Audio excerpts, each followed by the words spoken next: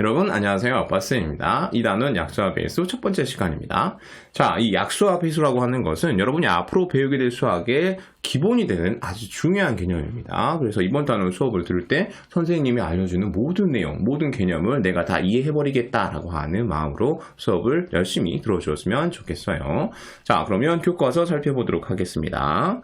자, 두 친구가 10간 12지라고 하는 톱니바퀴가 돌아가는 그림을 보면서 이야기를 나누고 있습니다. 남자친구가 이렇게 묻고 있네요. 2019년은 기해년이야. 어떻게 해의 이름이 지어진 걸까? 자, 2019년은 기해년인데 올해는 2022년 임의년이죠. 자, 그러자 여자친구가 또 묻고 있습니다. 해의 이름은 어떤 규칙으로 바뀔까?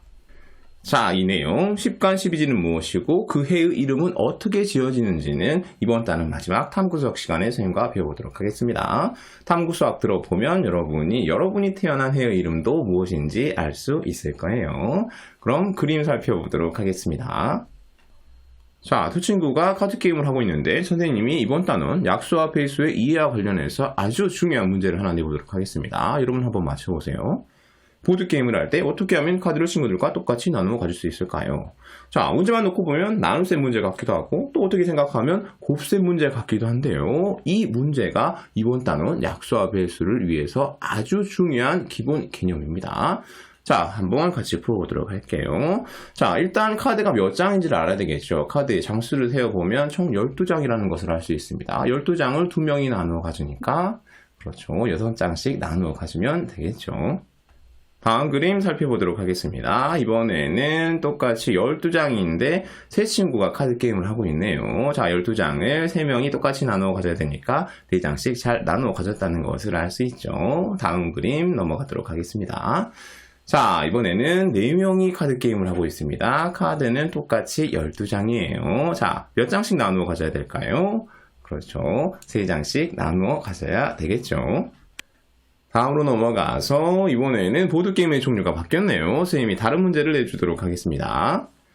크기가 다른 조각들 중 한 종류를 선택해 비어있는 두 곳을 채우는 놀이입니다. 몇 칸짜리 조각으로 채울 수 있을까요? 자, 몇 칸짜리 조각으로 채울 수 있는지 알려면 비어있는 두 곳이 몇 칸인지를 알아야 되겠죠. 자, 위에 있는 줄은 12칸이 비어있고요. 아래에 있는 줄은 8칸이 비어있네요. 자, 12칸, 8칸이 비어있는데 두 친구가 이렇게 이야기를 하고 있어요. 여자친구가 나는 비어있는 두 곳을 1칸, 2칸, 3칸짜리 조각으로 채워볼게 라고 하니까 남자친구가 그러면 나는 4칸, 5칸, 6칸짜리 조각으로 채워볼래 라고 답해주고 있어요. 자, 그렇지. 이번 단원 약수와 배수를 배우지 않은 입장에서 이 문제를 해결하려면 일일이 조각을 넣어봐야 되겠죠. 하지만 이번 단원을 배우고 나면 여러분 이 문제를 딱 보는 순간 정답이 눈에 쏙 들어올 것입니다. 그럼 이번 단원 이해를 위해서 여러분이 반드시 알고 있어야 할 배운 내용 확인해 보도록 하겠습니다. 자, 먼저 3학년 때 배웠던 곱셈을 여러분이 알고 있어야 된다고 하네요. 20 곱하기 4는 80이다 라고 하는 것부터 되짚어보도록 할게요. 자, 이 곱셈식 어떤 의미를 갖고 있죠? 그렇습니다. 20개씩 네 묶음은 80개이다 라고 하는 의미를 갖고 있습니다.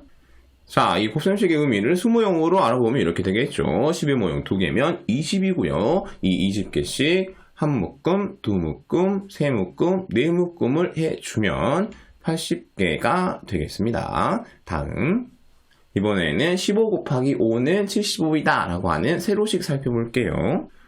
자, 이 곱셈식의 의미는 15개씩 5묶음은 75개이다 라고 하는 것이 이 곱셈식의 의미가 되겠죠. 그럼 곱셈식의 의미와 곱셈식의 계산 과정을 수모형을 통해서 다시 알아보도록 하겠습니다. 가장 먼저 15를 준비해야 되겠죠. 10의 모형 1개와 1의 모형 5개를 준비하면 15가 되겠습니다. 이것을 5묶음을 해줄 거예요. 둘, 셋, 넷, 5묶음을 해 주었습니다. 이제 이 개수만 세면 되겠죠. 자, 가장 먼저 우리는 그렇습니다. 1의 모형의 개수를 셉니다. 1의 모형은 5개씩 5묶음이니까 5, 5, 25에서 25개라는 것을 알 수 있죠. 자, 이 25개를 알았으니까 그 다음 뭐예요? 맞아요. 25개에서 20에 해당하는 부분을 10의 모형으로 바꿔주게 되겠습니다. 10의 모형으로 하나 바꿨고요. 10의 모형으로 2개 바꿨네요. 자, 이렇게 바꾼 10의 모형 두 개를 어떻게 표시해줘요? 그렇습니다. 10의 자리 위에다가 작은 숫자로 2라고 딱 써주게 되죠. 그 다음 남아있는 1의 모형의 개수를 세게 됩니다. 남아있는 1의 모형의 개수는 5개예요. 그래서 1의 자리에 5라고 쓰게 되겠습니다. 자, 1의 모형 숫자 했으니까 이제 그렇지 10의 모형의 개수만 세면 되겠죠. 10의 모형의 개수는 그렇습니다. 원래 있던 5개에다가 올려받은 2개를 더해서 총 7개가 된다는 것을 알 수 있죠. 그래서 10의 자리에 7이라고 써주고 곱셈을 완료하게 되는 것입니다. 자, 여러분 기억이 새록새록 떠오르는 것 같죠? 그럼 다음 나눗셈 대집해 보도록 하겠습니다. 60 나누기 3은 20이다 라고 하는 나눗셈식이 있는데 이 나눗셈식은 그렇죠. 두 가지 의미를 가질 수 있었습니다. 그중 첫 번째는 60을 똑같이 세 묶음으로 나눈 것 중에 하나는 20이다 라고 하는 것이 첫 번째 의미가 되겠어요. 자, 이 의미를 수모형을 통해서 설명해 주면 일단 나누어지는 수인 60을 준비해야 되겠죠. 10의 모형이 6개면 60입니다. 이것을 똑같이 세 묶음으로 나눈 다음에 그중 하나의 개수를 세어보면 10의 모형이 2개 있기 때문에 20이 된다는 것을 알 수 있습니다. 다음 나눗셈식의 두 번째 의미는 그렇죠. 60을 3개씩 나누어 담으면 20번 나누어 담을 수 있다 라고 하는 것이 두 번째 의미가 되겠죠. 자, 선생님은 3개씩 나누어 담는다고 표현했는데 똑같은 말을 3개씩 덜어낸다, 3개씩 끄집어낸다 라고 표현하는 선생님들도 계세요. 하지만 여러분 그 말이 그 말이라는 거 이해할 수 있을 거라고 생각합니다. 자, 이 두 번째 의미를 수모형으로 표현해 보도록 하겠습니다. 가장 먼저 나누어지는 수인 60을 준비해야 되겠죠. 자, 60을 준비했으니까 이제 몇 개씩 나누어 담으면 돼요? 그렇습니다. 3개씩 나누어 담으면 되겠습니다. 나누어 담아보면 하나, 둘, 셋, 넷, 다섯, 여섯, 7, 8, 9, 10, 11, 12, 13, 14, 15, 16, 17, 18, 19, 20번 나누어 담을 수 있다는 것을 알 수 있습니다.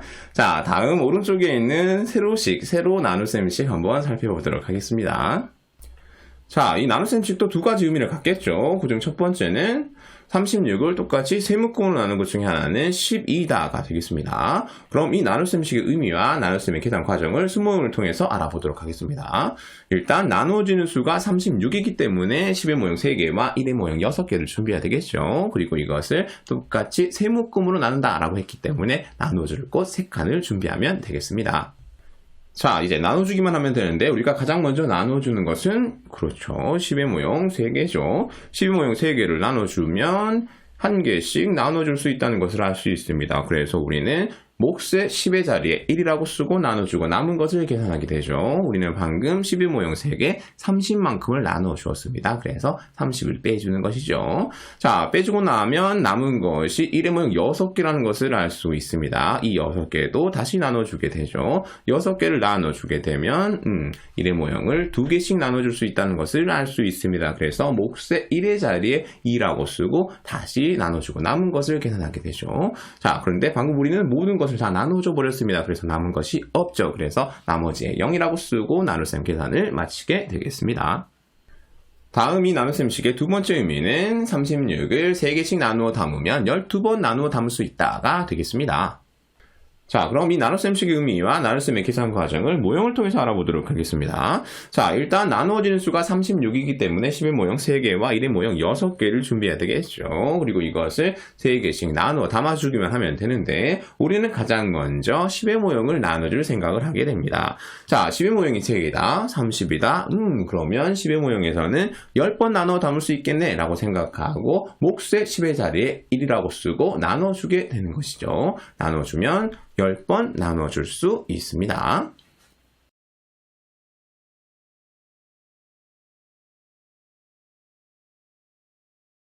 자, 이제 10의 모형에서 나눠 담아줘야 될 거 모두 나누어줬기 때문에 나눠주고 남은 것을 계산하게 됩니다. 우리는 방금 3개씩 10묶음을 나눠줬습니다. 그래서 30만큼을 빼주는 것이죠. 그러면 1의 모형 6개가 남았다는 것을 알 수 있습니다. 자, 이제 1의 모형을 나눠줘야 되겠네요. 자, 1의 모형이 6개입니다. 2번 나누어 담을 수 있겠구나 라고 생각하게 되고 몫의 1의 자리에 2라고 쓰고 나누어 담아주게 되는 것입니다. 자, 나누어 담아주었네요. 그 다음, 그렇죠. 나눠주고 남은 것을 다시 계산하게 되겠죠. 그런데 방금 모두 나눠주었기 때문에 남는 것이 없습니다. 그래서 나머지에 0이라고 쓰고 계산을 마치게 되는 것이죠. 자, 이렇게 배운 내용 모두 확인해 보았는데 여러분 머릿속에 다시 떠올랐을 거라고 생각합니다. 그럼 마지막으로 이번 단원에서 배울 내용 간단히 살펴보고서 마무리하도록 하겠습니다. 이번 단원에서는 비어있는 두 곳을 모두 채울 수 있는 조각이 무엇인지 알아본대요. 자, 이것은 약수와 관련이 있습니다. 그리고 빨간 나무 도막이 나란히 놓인 곳을 어떻게 찾을 수 있는지도 알아보는데요. 네, 이것은 배수와 관련이 있습니다. 자, 약수, 배수 배웠으니까 두 수의 약수와 배수 사이에는 어떤 관계가 있는지도 한번 비교해 본다고 하고 있습니다. 자, 그러면 오늘 수업 여기서 마치도록 하겠습니다. 모두들 수고하셨습니다. 청출어람 하세요. 안녕.